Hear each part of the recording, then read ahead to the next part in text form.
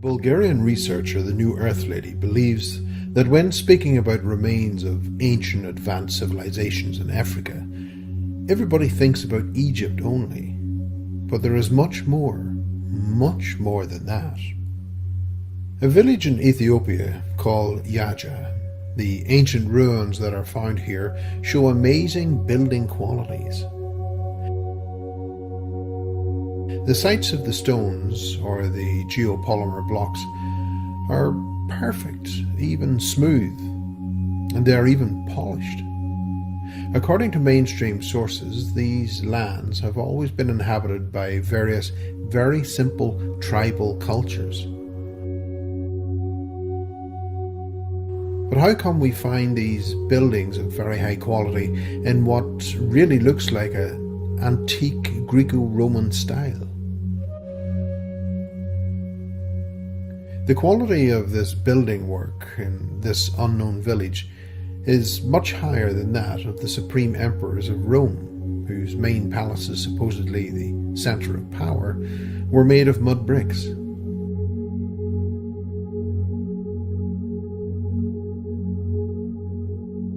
While this structure is made of big blocks, some of them reaching into 2.5 meters in length, she states. Also, the building style of these megalithic structures, there are a few of them in Ethiopia, is very similar to these that are found in Yemen. These photos from Yemen are just a comparison, and by the way, the same building styles can be found in Temple Mount in Jerusalem, in Cambodia, Turkey, and Peru. It is almost as if the same builder made them all, but this builder is not present at all in the current history of Ethiopia, she believes. Now look at this single stone, she states. It is a stone 20 meters long. That is gigantic, and it definitely rivals the highest quality of work found in the Egyptian megaliths. And this is the actual quarry from where the mainstream historians assured us that this stone was taken. Well, first of all, it's a completely different colour. It has reddish tones, but look at the megaliths. Some are a whitish colour, whilst others are darker. Not at all like the quarry, she points out. Actually, the entire so-called quarry consists of small staircases cut into the rock. Not to mention the enormous obelisks found in Aksum, a town in northern Ethiopia. They are much bigger than the famous Egyptian obelisks, and even with our advanced technology these days, we cannot rebuild them to the previous glory, not in one piece anyway, as they were originally did. We had to cut it into pieces. We can't do it all at once. And again, she points out, not only the weight of the obelisks, but also the technology that was used in cutting them is far beyond the reach of any primitive tools, no matter how many millions of slaves were labouring for the hundreds and thousands of years. These achievements are simply ignored by those who write the mainstream history, she believes. They do not mention them. Instead, they pretend that they don't exist and continue writing about mud huts in the past. The historians and cartographers were well aware that Ethiopia belonged to this culture that now we mistakenly call Greco-Roman. Here, in an old medieval map of Ethiopia, we see a king who, to us, may seem as if he's in the wrong place. But if we believe what we see in terms of ruins, instead of what the historians tell us, then everything falls into place.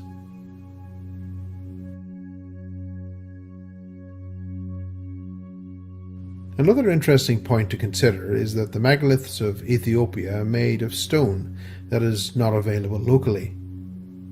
The nearest place where such stone can be found is in Egypt, she states.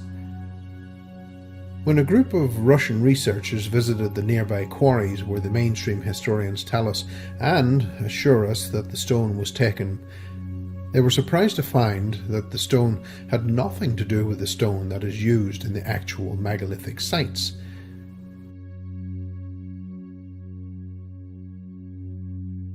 So it's either artificially made stone, which we call geopolymer, or it had been transported over thousands and thousands of kilometers from Egypt or somewhere else, which is of course not a problem for advanced technology.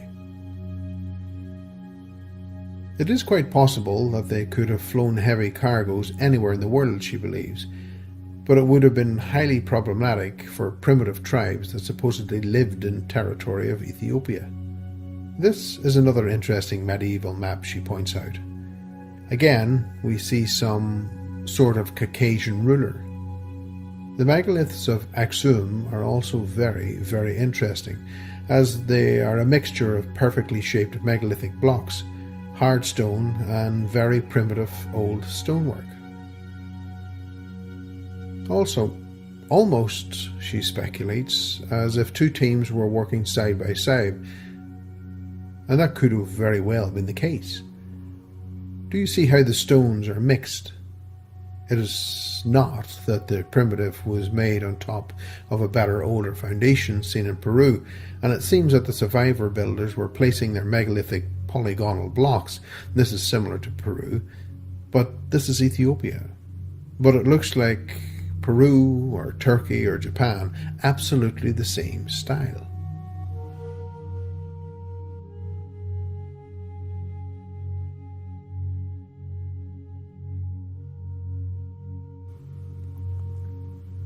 Here is a polygonal block. You won't find a gap between the stones. Huge sized blocks. So there are the survivors and then the rest. The rough, low quality work beside them is the work of simple tribal people that were building alongside. Or at least that's one of the possible scenarios. Another possibility is that initially, the full building was of high quality, and it got destroyed. Later on, the tribal people tried to repair it themselves, she speculates. Here, there is another parallel with the megaliths of Yemen. They basically look identical to those in Ethiopia. The building style, the blocks, the size, just the same, and we're back at Aksum, the very familiar megalithic underground tunnels. Enormous blocks of very high quality work. Everything is so polished. Even the sides that face other blocks are also polished to perfection. That's why there are no gaps.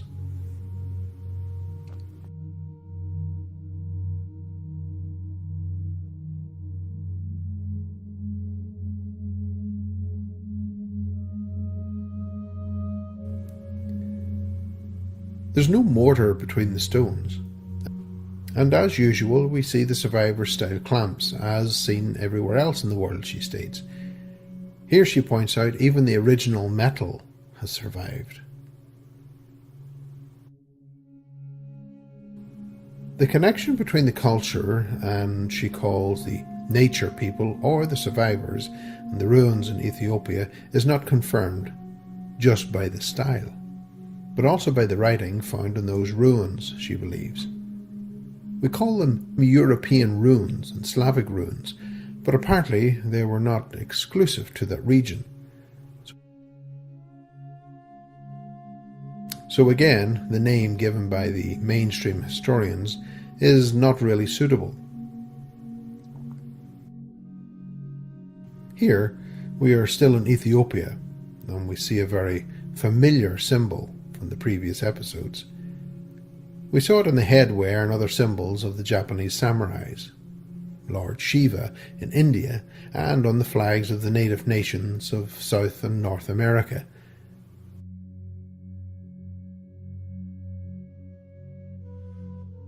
So of course it is all over the flags of medieval kingdoms in Europe. They all belong to the same culture.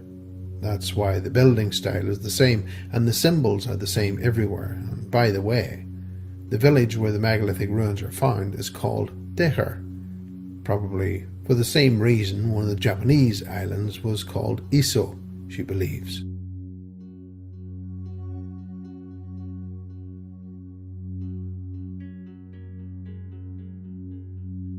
Here are the famous rock between churches of the Lalibela, again in Ethiopia. The elders still tell the story that in the past angels of other races used to join the religious processions. And how were the churches made, she asks.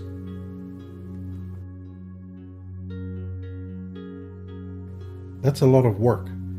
By the way, people used to work during the day, and at night the angels used to continue the work. And it seems that these groups of angels weren't independent after all, because they cut the symbols of the survivors in the walls of the churches.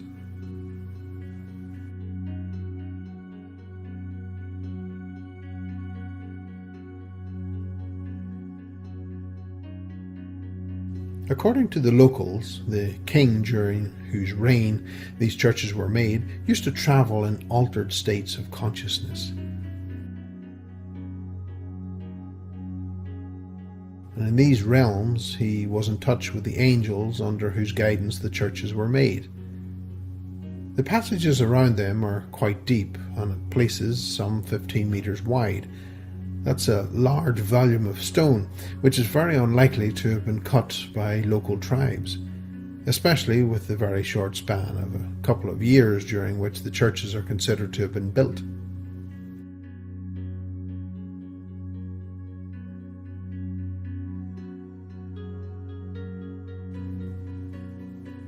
If we take the traditional story about the help of the angels, then the full story is much more believable, especially taking into account how fast that they were allegedly built.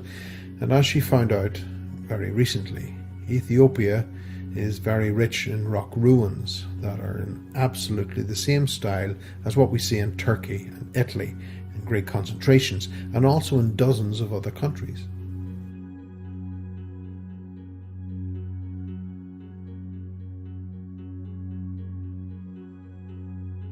She believes their distribution covers most of Europe and Asia, and apparently now Africa. The same rock-cut rectangles which are typical for the early stages of rock cutting. All these are in Ethiopia. Then there are the Dionne style rock-cut cities.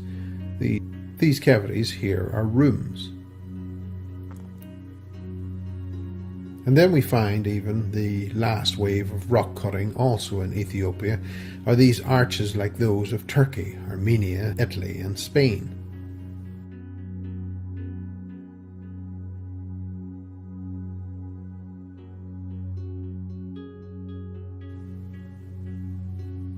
And as in all other regions, rock-cut ruins from the earlier periods were later on converted into monasteries and churches. Here in Turkey, you see only half of a room which is left.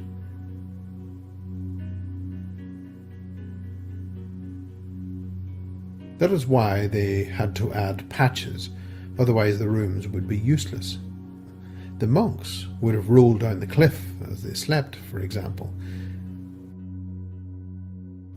This is an example of rooms that have been patched, while this they did not get patched. Everywhere the same trick, she states. The mainstream historians pretend not to see that it is patched and persistently misrepresent the sites as being only Christian. Again, the patches are obvious. Here some of the rooms have been reduced to mere scars in the bedrock. If the whole thing was as recent as we're told, then where are the remains of the rest of the structure? Even if the structure was destroyed suddenly, then it would need such a long time to erode. There should still be remains in some form, but everything has been washed away or disappeared.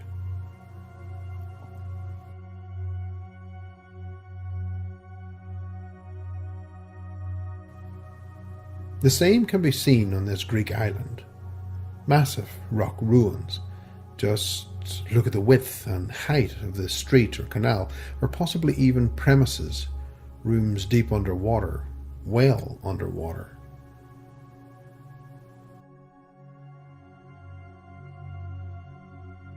So what do they call these rooms, she asks. Caves? Which is greatly misleading because caves are natural formations. This large basin is just ignored. because these are classed as beaches, so apparently we can ignore them. But in one of the better preserved rock-cut rooms, somebody placed Christian paraphernalia, and now that is immediately recognised as a historic site and is immediately recognised as Christian. These are allowed to exist in their history. But now back to Ethiopia, where not only do we have the older so-called European ruins, which are actually worldwide ruins, but also later on during the era of Christianity, people used writing, very similar if not identical, to what most people would call Cyrillic writing.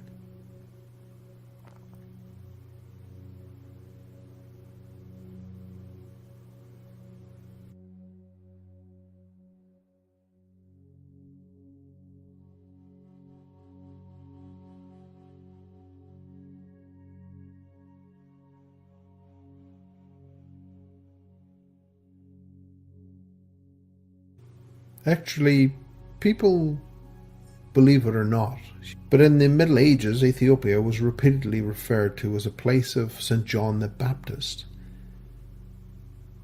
There could have been two possible reasons for this. First of all, because Ethiopia was a Christian country. Yes, here are just two of the numerous medieval quotes which you can find in the works of Anatoly Fomenko, who discovered Ethiopia as a place of monasteries and bishops.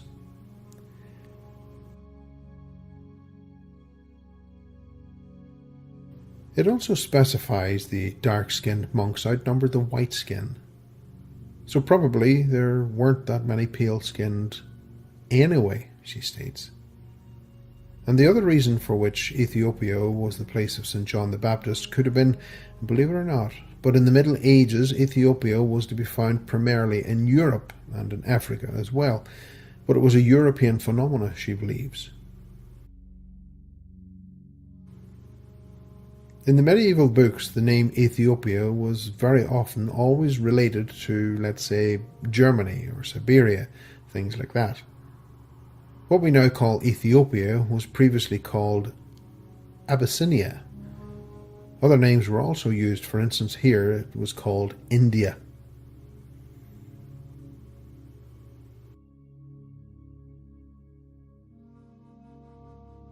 Here is the Ethiopian Ocean. Of course, thousands of kilometers away from Ethiopia. And this map is not an exception. This was the norm here as well. The Ethiopic Ocean, in modern language, was used to identify an area of the South Atlantic Ocean. So what was going on here, she asks? It was very important to understand what's going on in the relatively recent past. They changed almost all geographical names, and that was done with a specific and very clear intention in mind to make all texts and all maps, which by chance had escaped the parasitic destruction, unreadable, she believes, and not understandable for the people who could follow in the future. So that's how they took care of the written history. Let's now look at how they took care of the actual historical sites, she states. Let's visit the site located in the very capital of Ethiopia, Addis Ababa. Ironically, located just outside the city's main university in the area which is currently devoted to trash disposal, are the ruins of a very impressive medieval so-called European-style fortress that still sticks out here and there from the trash. At places, the walls are preserved even up to a height of about 4 meters, and the remains of many towers are still seen, and the full fortress has a very regular pentagonal shape, something which is typical for the so-called European star forts.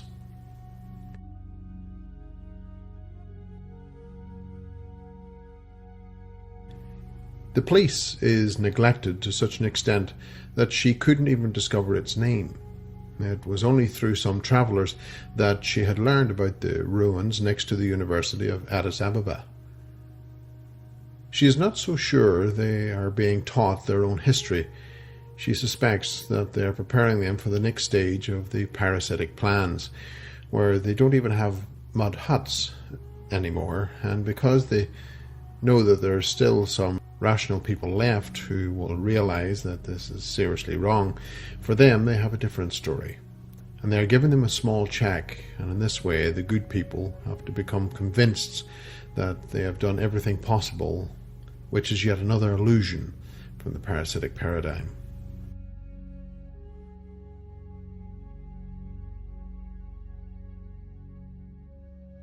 She believes what we should do actually, if we want to put an end to this nonsense of starvation, is first of all abolish central banking and get back to the honest monetary system. And once the packs of banksters no longer can create unlimited free money for themselves, then they won't be able to buy off entire countries as they have done in Africa. And the earth will slowly recover from the dark ages of the bank's tourism, and people of different colour will again live like before, side by side, as equals, she believes.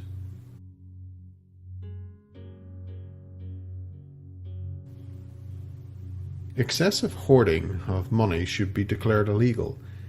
These artificial gaps in the society between rich and poor are only artificially created in order to keep us in constant fear and to instigate hatred, she states. We no longer need politicians who waste their time with small talk about reforms adjusting the conditions of slavery. We need politicians who will end the slavery to the banksters.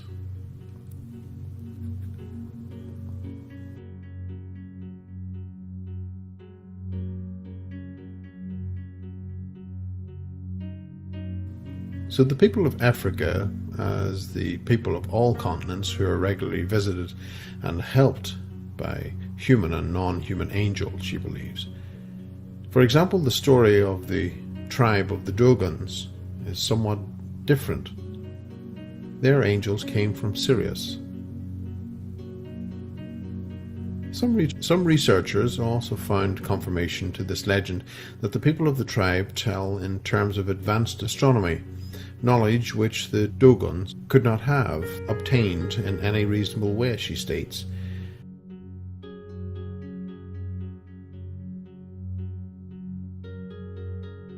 Keeping in mind their relatively primitive lifestyle.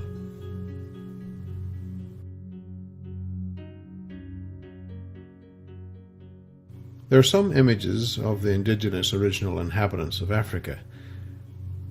No, there's no confusion with the images. It's them. It's the Berbers.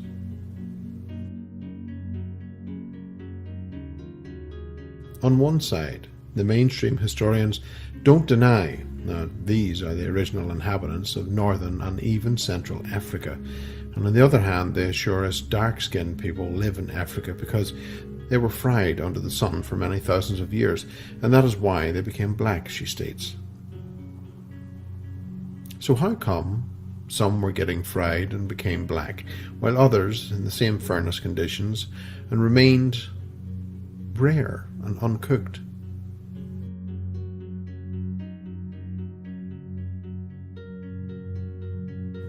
The proper method for spotting and exposing liars has always been the same.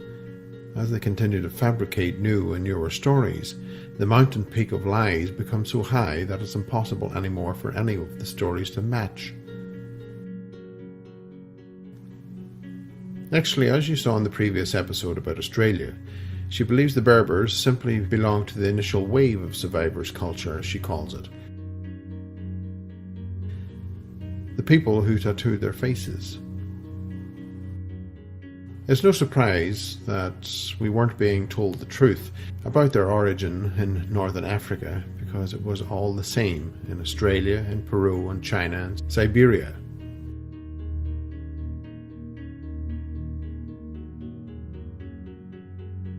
Burial sites in which mummies of Caucasian blonde people are found, but they never find the time to include them in any of the official history. The Berbers not only look Slavic, their writing is also similar to the runes used in Europe. The ancient African languages are basically part of the same worldwide rune-like writing system, and the mainstream historians are so busy finding the differences between the different types of runes and giving them all completely different names so that they look like a completely different writing system.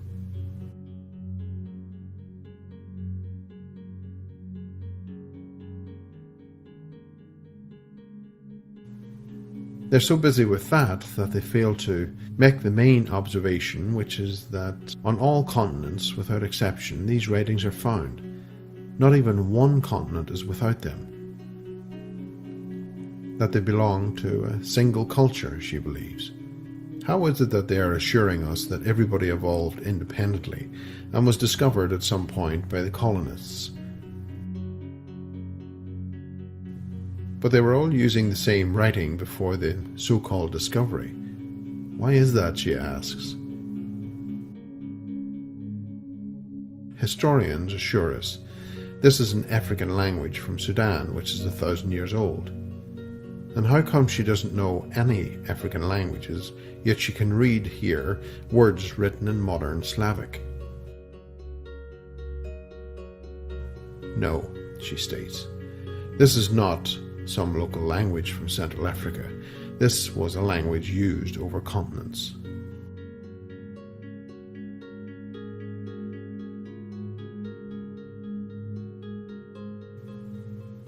The patterns of the traditional Berber embroidery are identical to the patterns of Slavic people.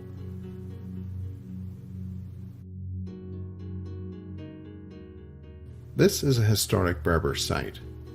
The traditional outfits of the Berbers are very similar, if not absolutely identical, with the traditional outfits of those of some Slavic nations.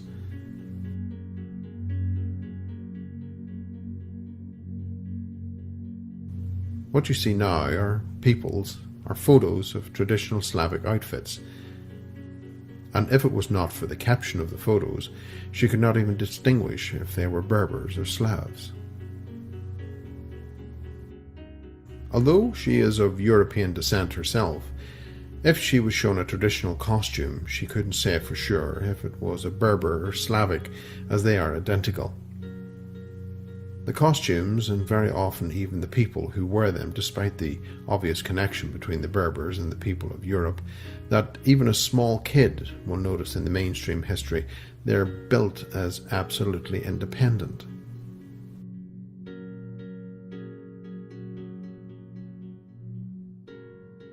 Credo Mudura is a very well known and respected person throughout Africa.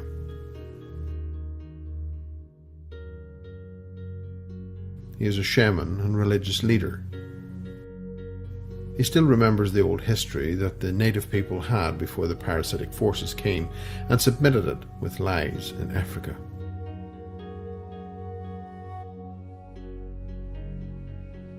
The same as in all the other continents. The locals were visited by angels, highly advanced beings who were tall, who taught them and educated them. The locals called them Mozulu. They contributed not only to making the locals more civilized, but they also contributed in a very practical manner to the local gene pool.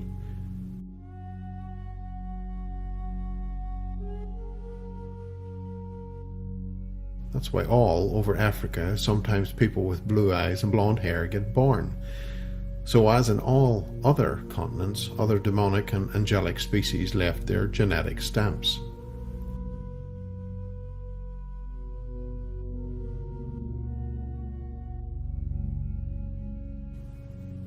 In Egypt, during pharaonic times, it wasn't different at all.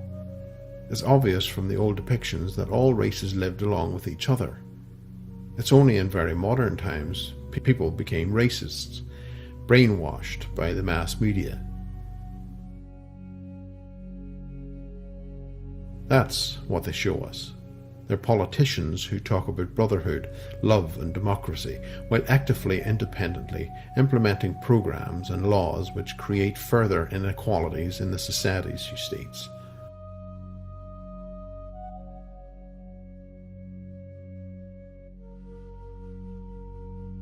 The laws and programs that create gaps between the races and this very modern phenomena of racism is further nourished by shameless, fraudulent interpretations of history or straightforward fictional events, which they're telling us, like for example, the situation with slavery.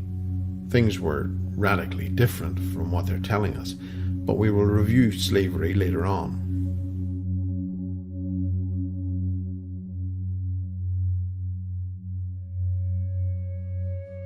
What kind of people actually were buried in pharaonic times? Tutankhamun's DNA shows that he was a Caucasian person.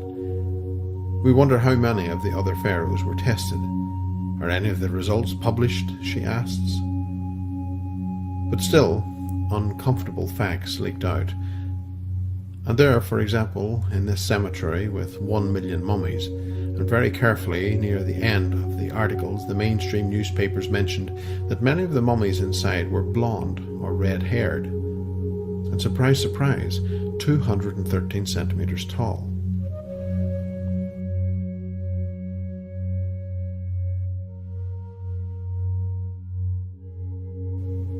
As far as we can understand, they actually closed the cemetery excavation, but some of the bodies were found to be some 30 meters below ground level. That is pretty deep for a burial. The burial is not that extremely old, as we can see from the stage of the preservation of the bodies, and yet how did this massive amount of 30-meter soil pile up around them? Now we reach the topic of the mysterious land masses and the sand masses in Egypt.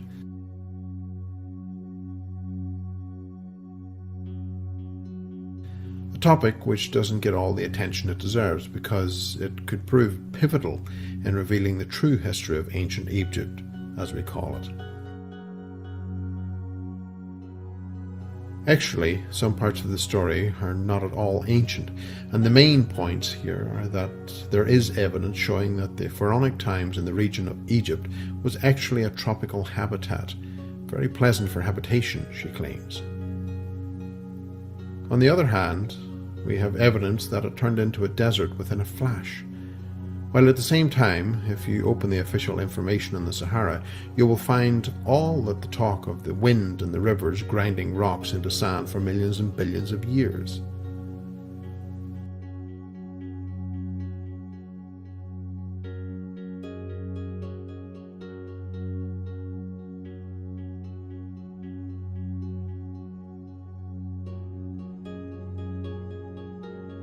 The stories don't match at all.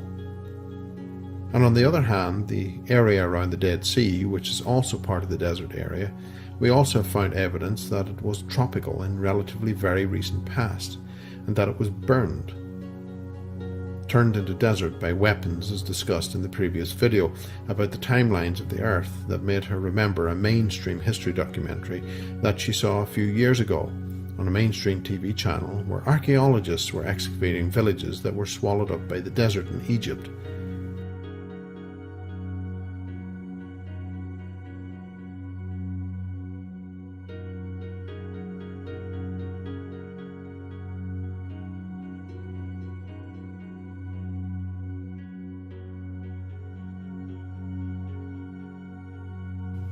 The picture that their excavations revealed was pretty sad.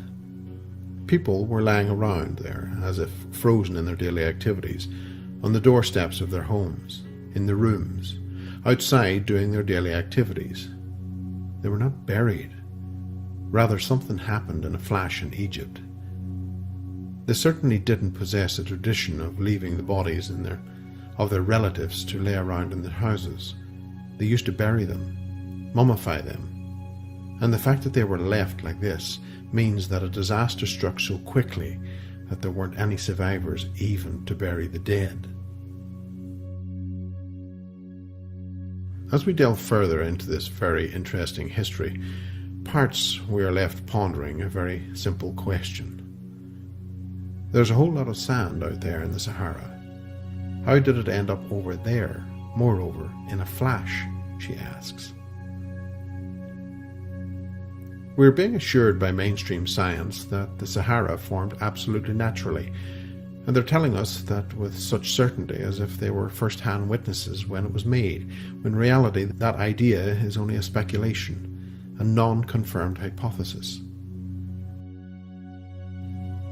On one hand, the origin of all sand which looks this smooth, of this colour, is very suspicious, and various scientists have been wondering and raising the question, is the sand in the desert as such of natural origin?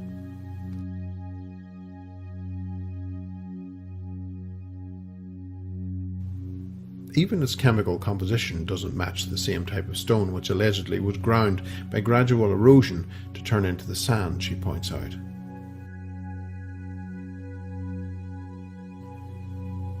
Yes, there are some beaches with unusual black sand that really formed naturally, but these, the yellowish Sahara sand, has been raising suspicions. Many geologists have said that the sand really looks alien. Anyone who tries to discuss this point about how the Sahara appeared all of a sudden within a short geographical time period will be met with mainstream experts who go around the subject with vague things like the rivers must have carried it.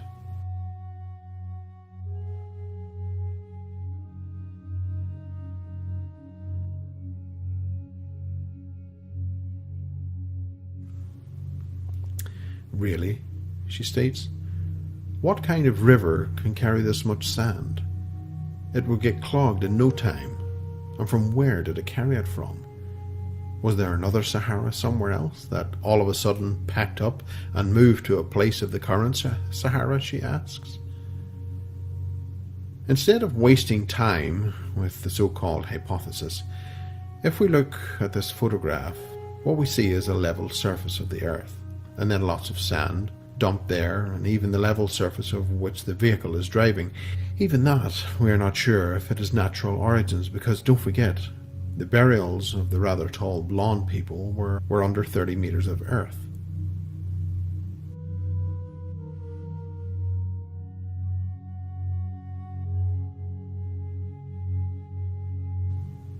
It is not normal to dig that much for a grave. It really looks like the entire Egyptian civilization was buried with layers of soil. She doesn't know if it was clay, like everywhere else, or what, and then sand on top.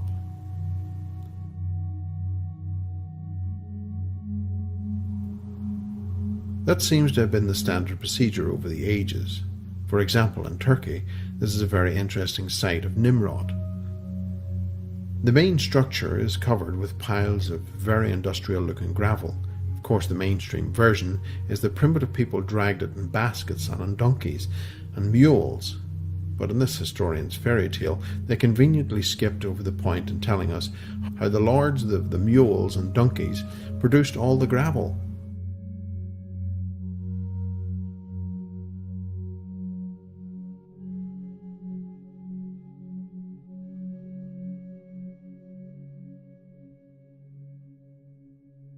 It's a very uniform size. It's very clean. You can't just collect this out on the hills nearby. It has to be manufactured somehow.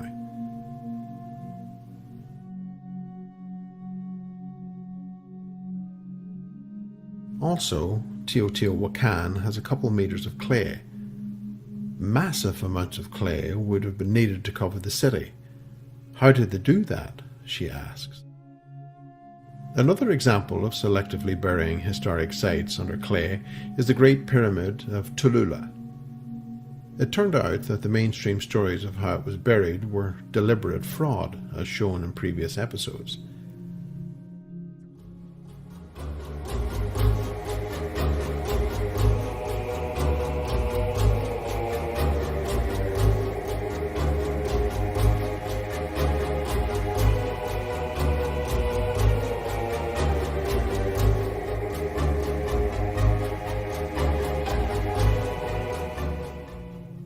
It is not that the dark Africans were just sitting around waiting for the gods to culture them. They were also actively travelling all over the world. The Olmecs from America were a very much an international mixture, as some of them are clearly African, she suggests. The proof of that is found with huge stone heads, with some reaching 3.5 meters tall.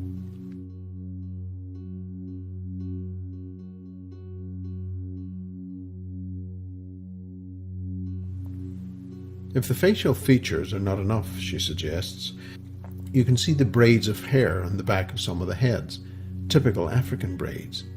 And also some older skeletons of the Olmecs show a clear connection with an African race, with some similarities in their writing systems.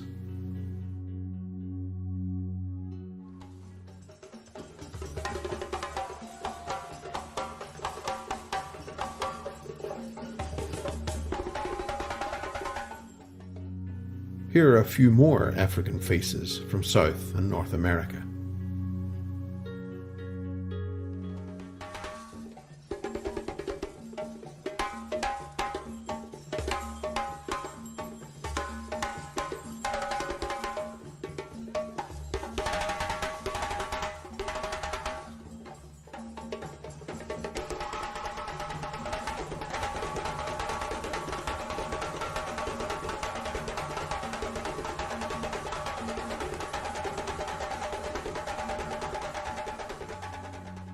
In the first episode about the true history of America, we saw numerous depictions of African elephants found on the American continent.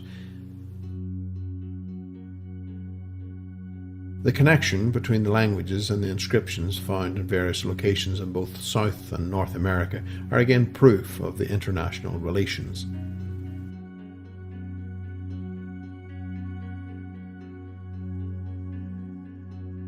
The African Olmecs had interesting friends.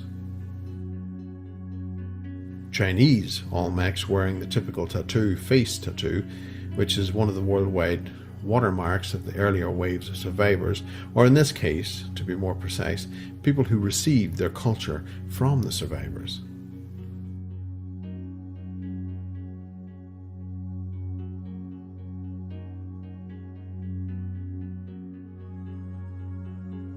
The parallels are countless.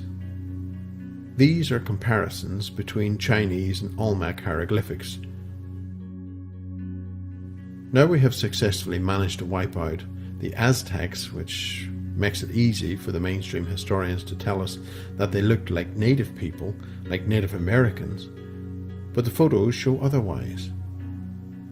Not necessarily all aspects were of African appearance, but certainly there were some amongst them as shown on this pre-Columbian mural.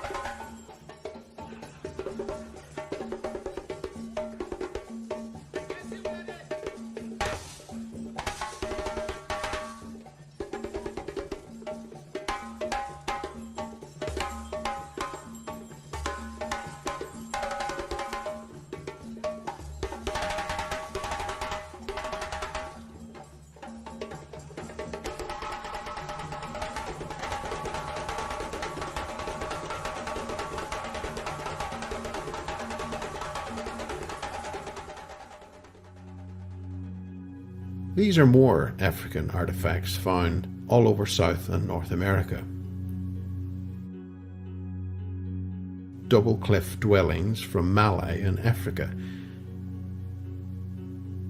And these are cliff dwellings from North America belonging to the Anasazi tribe. They look the same as in Africa.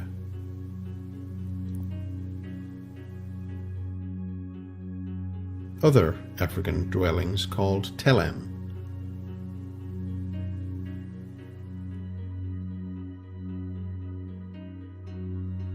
Africa also has its castles in a style which is typically European. At least for those who listen only to mainstream historical sources, this resembles the Pantheon of Rome, but it's in the African city of Kilwa.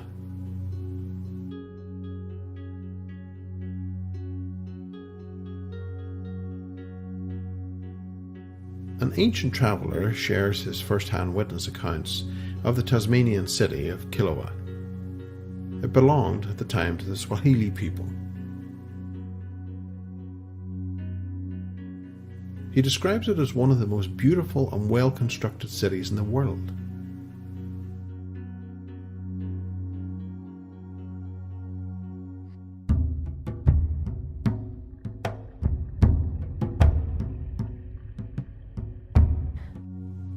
We've been led to believe that ancient Africans were simply people, while only we in Europe were building things like this.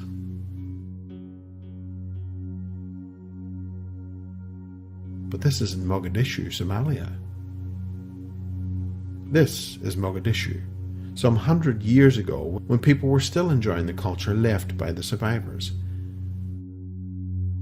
But after the people of Somalia accepted the new history and the new paradigm and the new advanced civilization, this is what happened to them. We don't know how many millions or even billions are pumped into that region, coming from funds designed to spread democracy, keeping peace. Another batch of shameless lies, she believes. She has heard from people who have been personally there that the situation with the so-called wild parrots have absolutely nothing to do with what we are being told by the mass media. The so-called wild pirates are enjoying the use of well-functioning, top modern communication systems connected to satellites, of course, because there is no official ground telecom communications.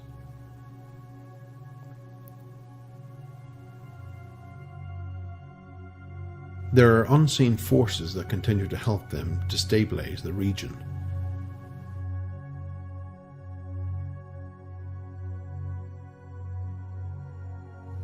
Africa was well connected to the world with modern, for its time, poets, and was minting its own coins.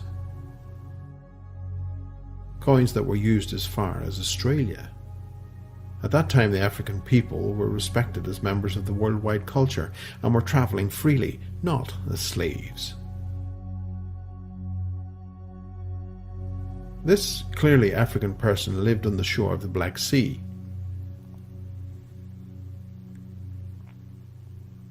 As we saw in the previous episode, people from Africa wearing typical African skirts and accompanied by a live giraffe were even depicted on walls of an Indian temple.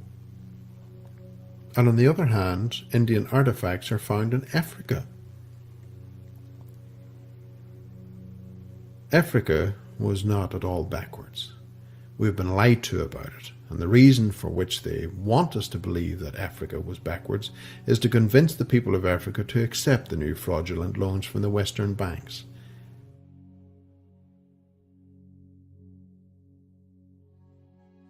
And once they fall into the trap, the land is owned by the foreign big corporations.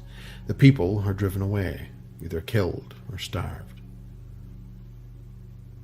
Local criminals are placed in the respective governments, all financed by the funds for spreading democracy, and whoever has been left alive by the wars, the simple people, the people at rock bottom, can fend for themselves in the garbage piles, she states.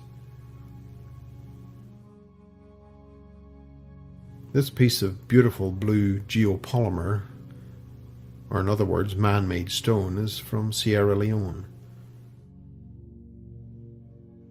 Our laboratories today cannot even figure out how they coloured or even how they made the stone. This site is in Ghana and very much resembles the European so-called Gorgon structures.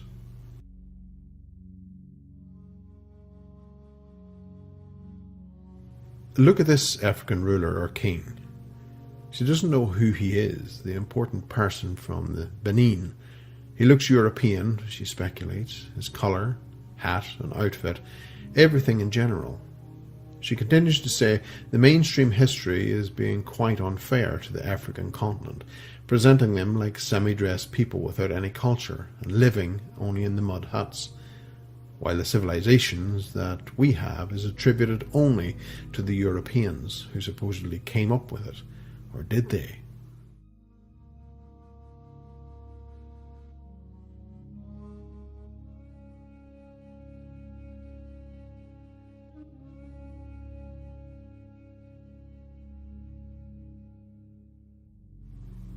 Is it quite possible we inherited it from an older civilization?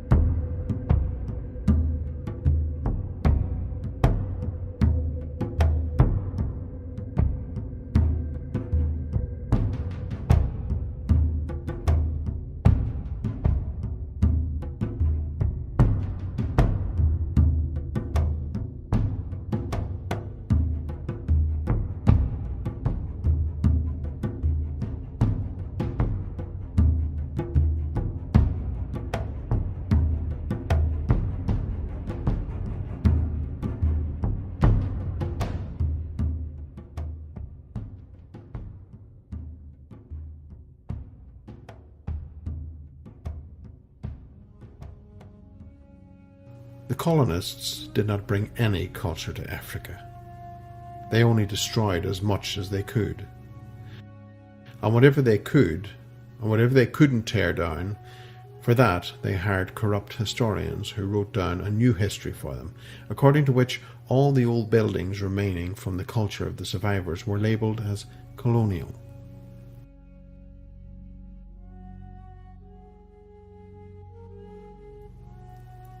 This doesn't look like a mud hut culture to her. These are from Sudan.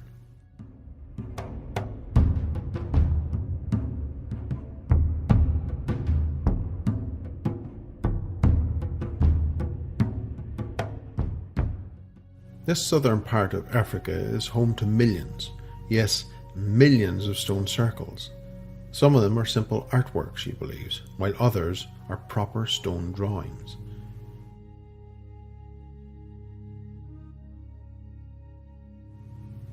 Some of them are quite impressive. Official archaeologists are not interested in them.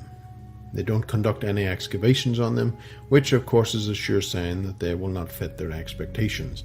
And indeed, these circles are somewhat old. Many of them don't have doors or windows. Apparently that means not too much to the official historians, as they continue referring to them as cattle compounds, built for all kinds of now extinct flying cattle, apparently.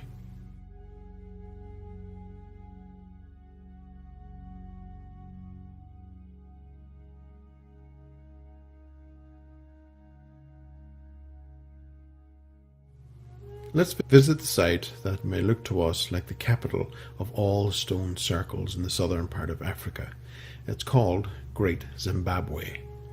And the original version of the history is shrouded in mystery, as nobody knows who built it, or when, or why. In mainstream history, if it's a mystery, or we don't know, usually that means that they don't want you to know who built it. The style of construction used in Great Zimbabwe is very similar to the one belonging to the Chachapoya people of Peru.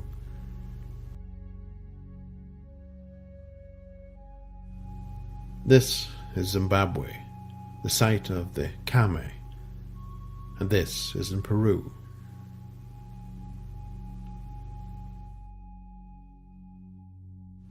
Now the circles in Zimbabwe don't have much decoration, but this is the main one.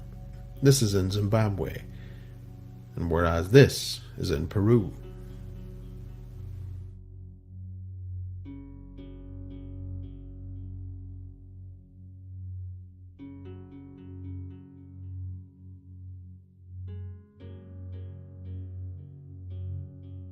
The bird symbol is considered the emblem of the Great Zimbabwe site. It is definitely the main one over there.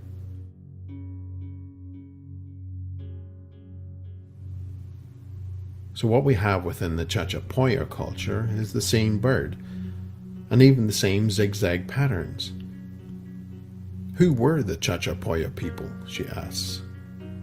They were red-haired and belonged to a Caucasian race. That is clear from the mummies that are found in Peru. We don't have skeletons from people who built the Great Zimbabwe, but we have an interesting medieval painting. Maybe this interesting African tribe from Zimbabwe had something to do with archaeological ideas seen in Great Zimbabwe, or maybe even they built it, she claims. For mainstream history, this is unacceptable. Heresy. And that's why they labelled it a fanciful depiction. It's a typical approach that they do with all ancient maps and sketches and drawings that don't fit their ideas. If you want to get a real feel of how it is to live in these types of dwellings, you can visit an Italian village of Albertobello, where we have the very same style of architecture, but in better state of preservation.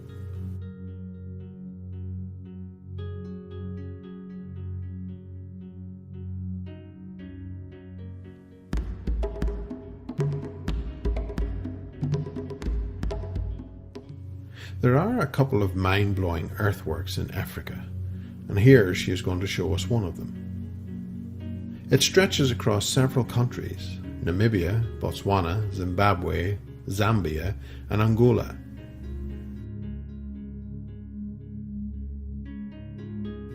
Not only the canals are exceptionally straight, but they also continue that way for hundreds of kilometers.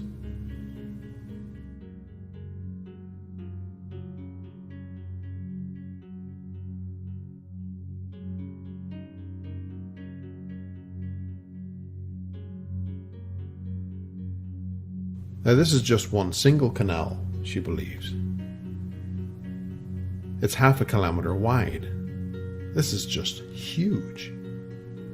The straight lines are very straight and go on for over 400 kilometres, and she hasn't even marked them all.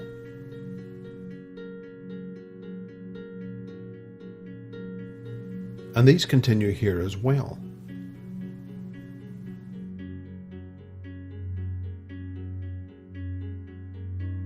These are also canals, and they stretch much more hundreds of kilometres. Were these made by primitive people living in mud houses carrying the earth in baskets, she asks? She personally cannot believe it, because first of all, the amount of time invested. If someone started calculating, this would reach a dead end to start with. And second of all, if the work was engineered and carried out by simple people on ground level, it would have followed most likely the natural curves of the terrain, which it doesn't.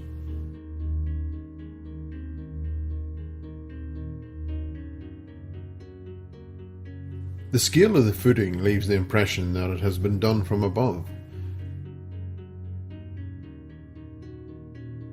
These are hills.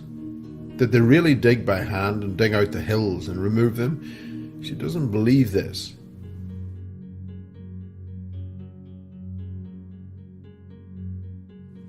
The area covered by this particular system is at least some 1,000 kilometres in diameter. This is huge.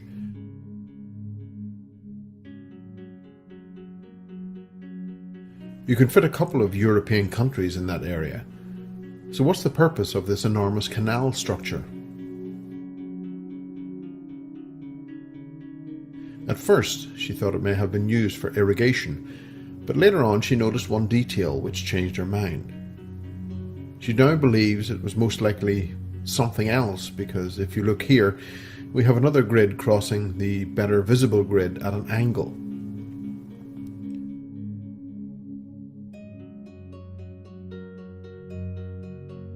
It's not very visible, but if you spend some time you will notice it.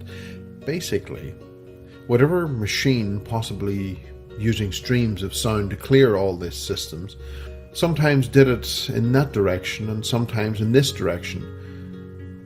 So it looks like they are doing something with the area, clearing it up, levelling it possibly. But there could be many other possibilities.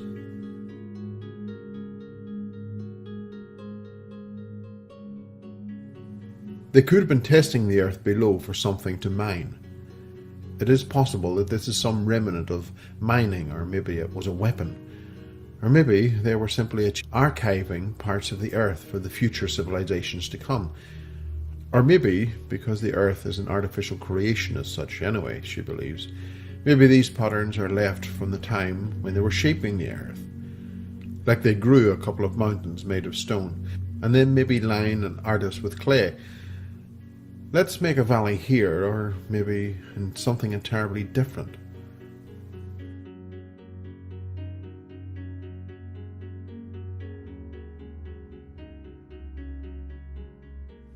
Or maybe an entirely different reason that we can't even imagine, because the full thing is beyond our scale of understanding. What kind of technology do we have nowadays that could make meters deep rows of ground for hundreds of kilometers in perfectly straight lines, she asks.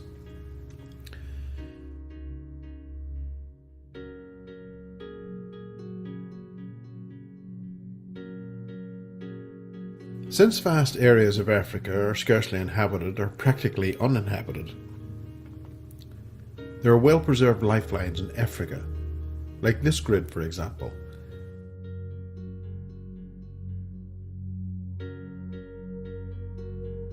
These lines are not modern roads. This is one example. This line is actually a dam, and the next line to it, and this is some sort of farm and modern road next to that. Here, this is the line, she states. It's definitely not another road, because here is the usual road, and it goes through the terrain that doesn't allow cars.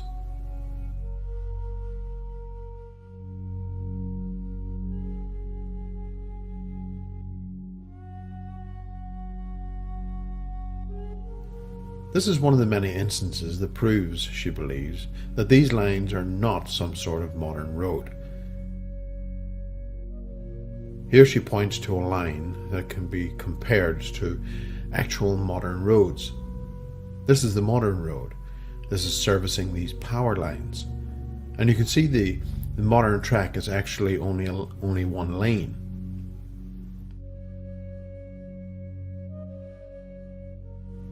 You don't need more than that in the desert. It's much smaller and it's not straight. It follows the terrain, while the larger line has completely different characteristics.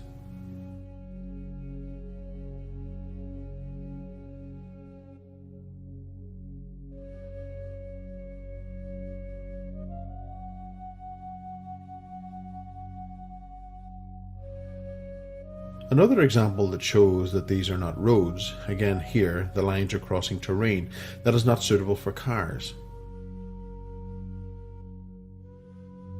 And also the cars would use this official road. It's got a bridge. These are not definitely some sort of modern roads.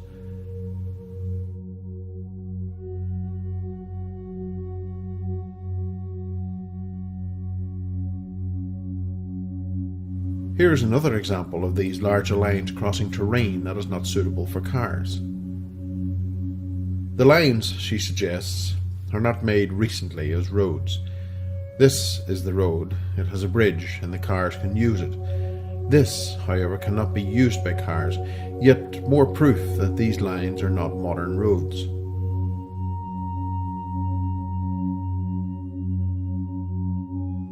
They use some sort of unusual crossings and angles out in the desert. What is the need of a crossing here? And it's not following the terrain, she points out.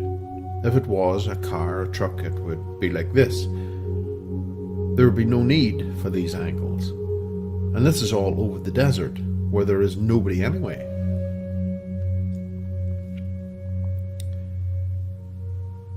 Yet another case showing that these lines have nothing to do with modern roads is this. First of all, this line goes through mountains here. That also gives us some hint that it isn't made by some sort of technology that is familiar to us, probably from above, she theorizes.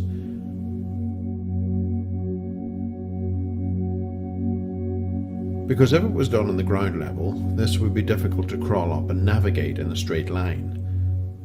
So not only does it go through the mountains, but it also crosses the road here.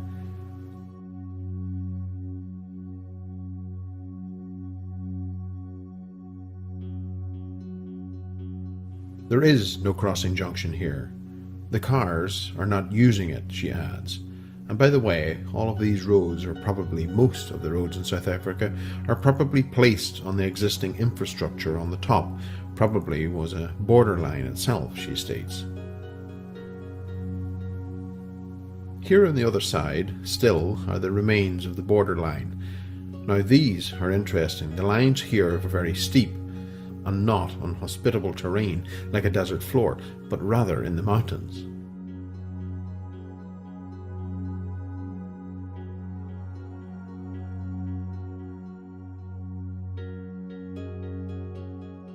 This is how the mountains look like, and still there are lines on the cliffs themselves, she states.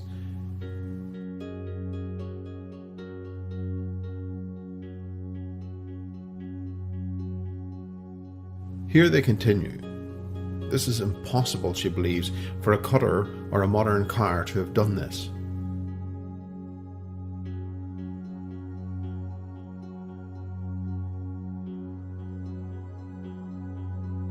And yet the lines continue, which is more proof that they were made from above with some sort of technology.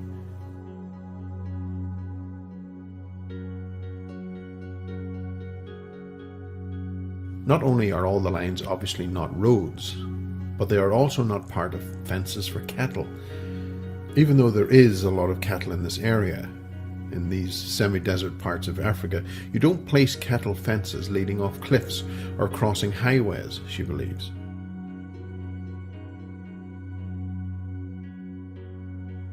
Also, for obvious reasons, in this area the farmers don't use permanent heavy fences, but they use this type of fence which doesn't leave a mark on the land as such, she states. Besides, the very thick lines are thicker than modern roads, she states. Even if somebody argues that you can see the fence itself, it doesn't make a line. But there's always a road next to it, made by the farmer who is servicing the cattle. Anybody can open Google Earth themselves and see all these dirt roads in the countryside. They're clearly visible. They look like a pair of tracks next to each other, and they do not look like the lifeline, she states.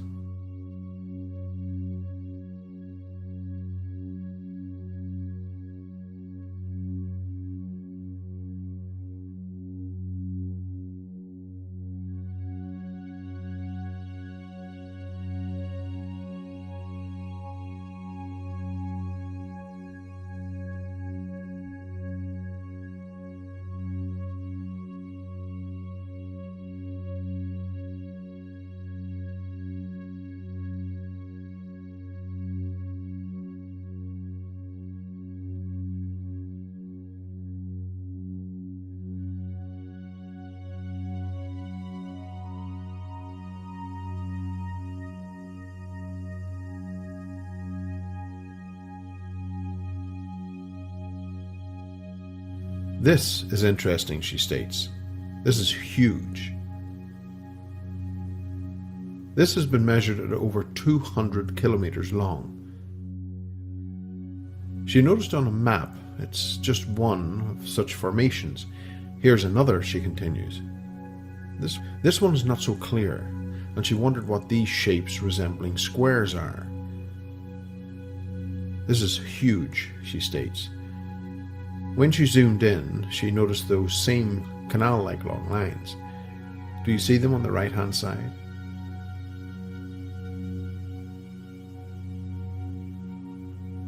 Then she noticed this brown spot like burnt grass. This is of course huge. And by the way, there were similar spots she found when she was looking at a system of canals, which she showed us somewhat earlier in this video. Another hypothesis about these systems of canals are that they were actually some kind of clean-up after some nuclear or rather very destructive war in the past. They needed to repair the earth to make it suitable again for habitation for the future races.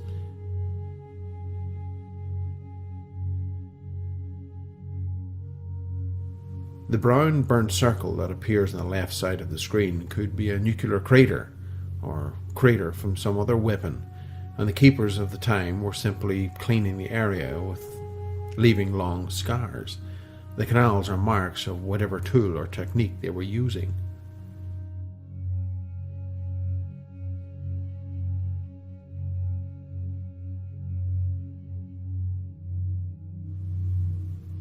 Who knows, she states.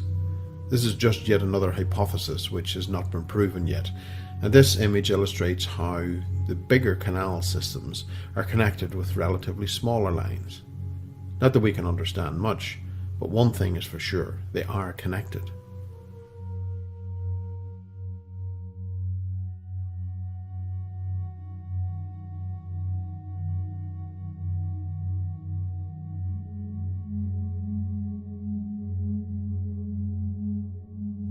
There are interesting pieces of glass in the Sahara Desert. Similar glass sometimes has been a byproduct of modern nuclear tests. Is it possible that the glass is left over of some war that we don't even know about, she speculates.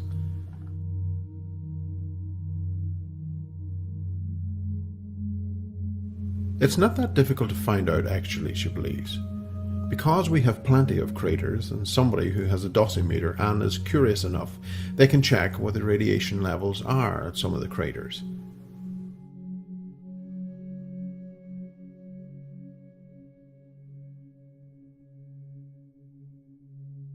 Many of them are conveniently and suspiciously located right next to historic cities. This is Aksum in Ethiopia. Of course, there could be still some remains possessing higher radiation levels if the bombing was done fairly recently. Even the very abundance of such craters near cities of the recent history by itself raises questions.